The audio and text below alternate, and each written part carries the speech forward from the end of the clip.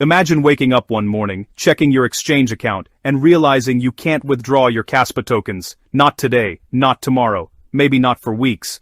Bitget says maintenance. ViaBTC blames a network anomaly. ProBit, they're done with Kaspa deposits entirely. And if you're on MEXC, well, you already know the pain. But here's what nobody's telling you. The Kaspa network didn't fail. It actually just broke a world record. So why can't you access your coins? The answer's way more technical and honestly more alarming than you think. Let's break this down. Hey, what's up everyone? Welcome back to the channel. If you're holding Kaspa or just curious about what's really happening behind the scenes at these exchanges, you're in the right place. Do me a favor, smash that like button, hit subscribe, and turn on notifications because crypto moves fast and you don't want to miss what's coming next. Alright, let's dive in. So October 2025 rolls around and suddenly multiple exchanges start hitting the pause button on Kaspa. We're talking Bitget, ViaBTC, ProBit Global, and yes, even the notorious MEXC. Traders are freaking out. Social media is on fire. People are asking, is this a rug pull? Did the network crash? Are exchanges stealing our funds? The confusion is real. Bitget says they're doing maintenance to enhance user experience. ViaBTC throws out the vague term, network anomaly. ProBit just straight up announces they won't support Kaspa deposits anymore. Period. And for anyone who's held tokens on these platforms, this meant one very scary thing. Your KAS is stuck. You can't move it. You can't trade it elsewhere. You're basically locked in. Now, if you've been in crypto long enough, you know this isn't unusual. Exchanges pause withdrawals all the time. But when it happens across multiple platforms simultaneously, and when timelines are fuzzy at best, people start connecting dots that may or may not exist. Is this incompetence, malice, or something else entirely? The plot thickens when you look at MEXC's track record. This exchange has faced serious criticism before for suspending withdrawals for extended periods. Some traders have waited weeks, even months, to access their funds. Holders are panicking about liquidity, they're questioning transparency, and the worst part, nobody's giving clear answers.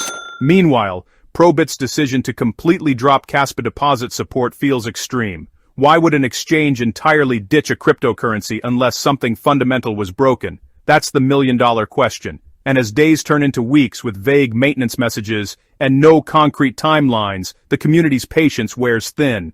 Then there's the elephant in the crypto room. Are these exchanges solvent? Are they actually holding the KAS they claim to have? Because let's be honest, we've seen this movie before. FTX looked fine until it wasn't. Celsius kept reassuring users right up until withdrawals froze permanently. When multiple exchanges suspend the same asset simultaneously, the paranoia isn't irrational, it's experience pattern recognition. But here's where things get interesting. A blockchain commentator named Seb comes through with receipts and his explanation changes everything. According to Seb, Kaspa just processed 158 million transactions in 24 hours. Read that again. 158 million. That's a world record, folks. And the Kaspa network? It handled every single transaction without breaking a sweat.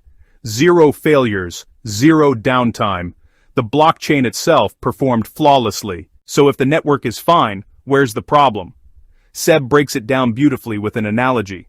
Think of Kaspa as a massive highway system. Cars are flying through at incredible speeds, traffic is flowing perfectly, everything's smooth.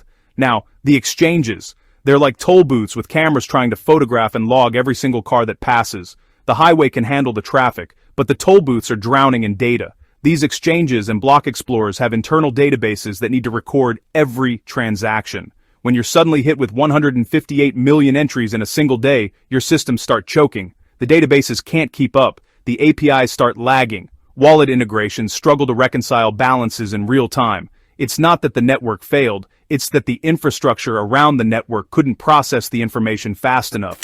Here's my take. This is actually a good problem to have. Kaspa just proved its network can handle absurd transaction volumes that most blockchains can only dream about. Ethereum would have melted. Bitcoin would have taken a month to clear that backlog. But Kaspa processed it all without a hiccup. The issue is that exchanges and ecosystem partners weren't prepared for this level of performance. They built their systems assuming certain throughput limits, and Kaspa just obliterated those assumptions. Seb puts it perfectly when he says, Kaspa didn't break, it outpaced the existing infrastructure. The network moved faster than the ecosystem could record it. That's not a network failure. That's a scaling success story with infrastructure growing pains. And to Kaspa's credit, they've already launched something called the Kaspa Ecosystem Resilience Task Force to help exchanges and wallets upgrade their systems to handle these transaction volumes going forward. Now, not everyone's buying the technical explanation. Crypto commentator CrypticX has been vocal about what he sees as exchange negligence. He's calling out platforms for poor handling of user funds and pointing to a pattern of repeated Kaspa withdrawal suspensions across different exchanges. According to CrypticX, some of these platforms have a history of locking up CAS tokens, and he's not shy about accusing them of gambling with users' CAS. Those are strong words, and while they're difficult to verify completely, they tap into legitimate concerns. When exchanges pause withdrawals, especially without clear timelines, it erodes trust. Users start wondering, are my funds really there? Are they being lent out, used for trading? The lack of transparency breeds conspiracy theories, some justified, some not. What I think is happening here is a combination of both technical limitations and possibly some operational mismanagement. The technical explanation from Seb makes complete sense. 158 million transactions in a day would stress any centralized infrastructure, but exchanges also have a responsibility to communicate clearly with users. Vague messages about maintenance and network anomalies without specific timelines or technical details just fuel anxiety.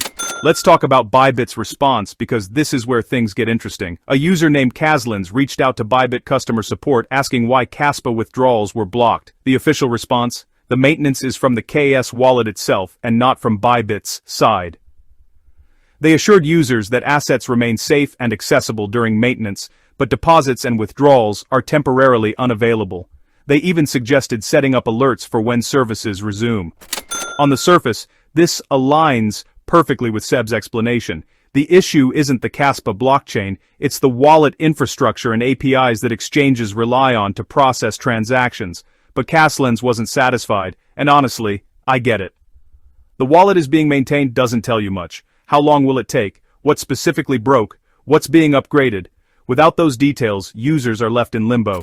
Here's what I find fascinating. This entire situation reveals a fundamental truth about cryptocurrency infrastructure that most people don't think about. We obsess over blockchain performance, transaction speeds, and network security, but we often forget that exchanges, wallets, and explorers are separate systems with their own limitations.